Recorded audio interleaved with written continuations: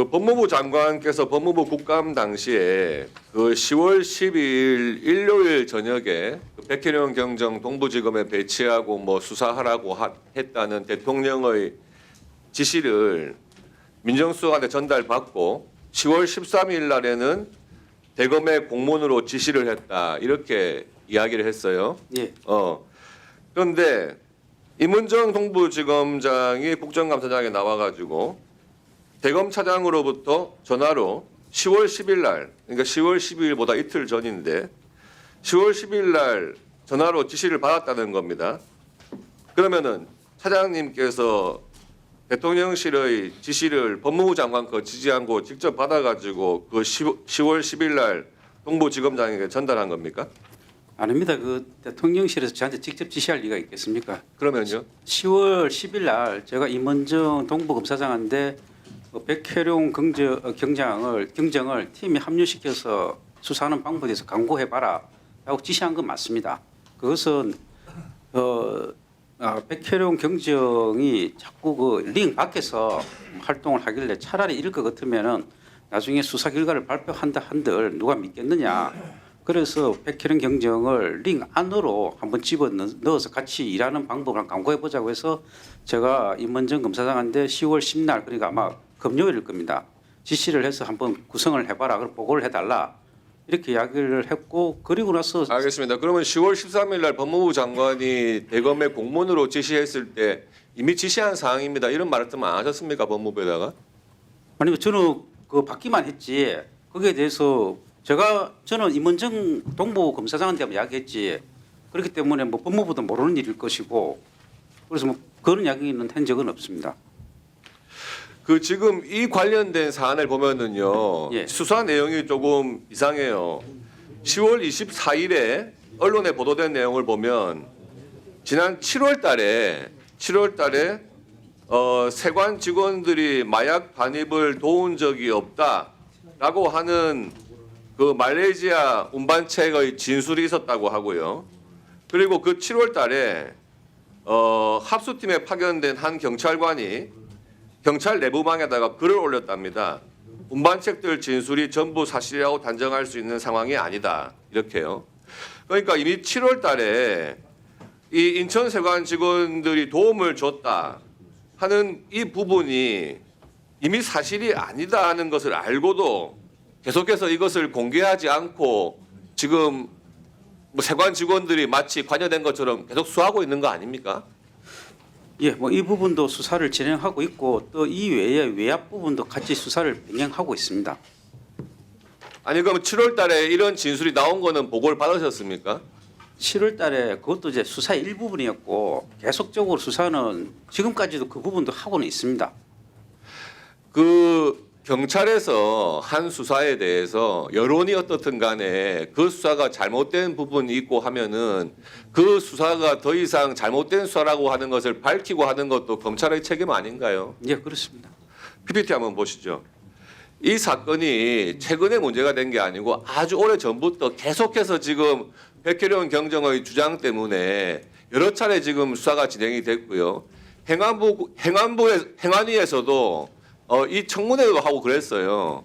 그래서 지금 계속해서 수사를 받고 있는 세관 공무원의 부인이 이런 편지까지 공개를 했습니다.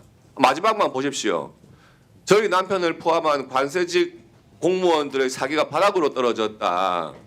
백혜령 경정 한 명만 보지 말고 관세직 공무원들과 그들 가족도 좀 봐달라 이런 거 아닙니까? 이 편지 내용 알고 계십니까? 예, 이야기 들었습니다.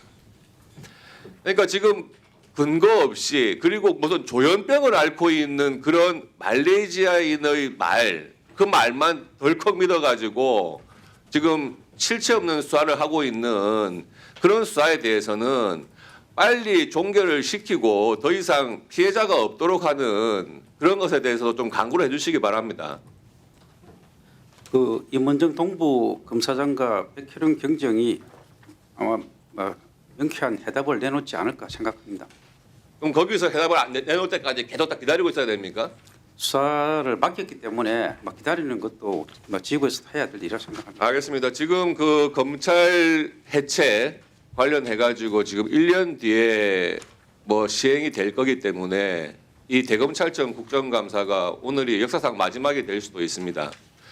물론 검찰에 대한 그동안의 수사 관행에도 지적이 있었지만은 수사와 기소의 분리라고 하는 근거 없는 논리 때문에 지금 경찰에서 수사하고 진행하고 하는 것이 제대로 통제가 안 되고 사후 검증이 안 된다면 그 피해는 국민들이 보는 거 아니겠습니까? 예.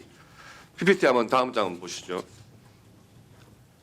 제가 검찰에 대검 요청해가지고 받은 자료를 보면은요, 지금 보안 수사를 검찰에서 요구하는 것이 매년도에 계속해서 지금 사건이 늘고 있습니다. 그 전장 한번 다음 장인가요? 예. 그리고 그 이의 신청이 들어왔을 때 이걸 송치를 하라 그래가지고, 그러니까 불송치가 아니고 송치를 하라 해가지고 기소 처분하는 사건 수도 매년 증가를 하고 있습니다. 차장님 알고 계시죠? 예, 그렇습니다. 예, 다음 장 한번 보시죠. 그래서 불송치 결정에 대해서 검찰에서 재수사 요청하는 건수도 14만 건 정도가 이렇게 되고 있거든요. 예.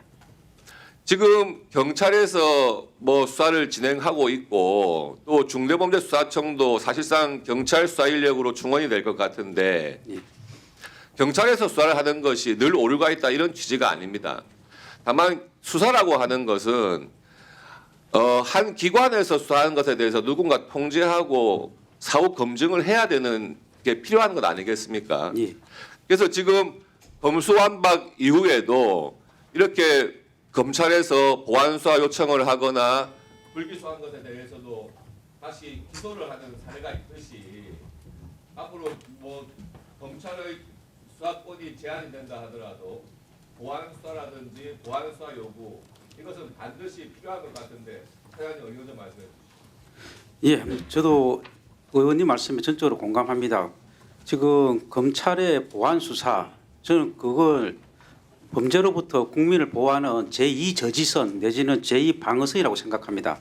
경찰이 1방어선이라면은 검찰은 제2방어선으로 나서야 될 거라고 생각합니다. 지금 제가 총장 대행으로서 업무를 보면서 하루에 한 3, 40건, 50건 가까운 정보 보고를 받아보고 있습니다. 그 정보 보고를 받아보면은 경찰에서 송치되어 왔던 사건 중에서 진범이 가려졌다는 올라오는 사건, 가해자하고 피해자가 바뀌어서 밝혀냈다는 사건, 배우가 누구였는지 밝혀냈다는 사건, 그런 것들이 하루에 50건 넘게 옵니다. 제가 그걸 읽어볼 때마다 이 보안 수사가 이래서 필요하구나. 이게 한 달이면은 600건이요, 1년이면은 10,000건 가까이 될 건데 이런 것들을 우리가 해야 될 일이구나. 그래서 제가 언론한테 검찰의 보안은 권리가 아니라 국민을 위한 의무다라고 말씀을 드린 것이고, 그래서 조금 전에 말씀드린 것처럼 경찰도 잘합니다.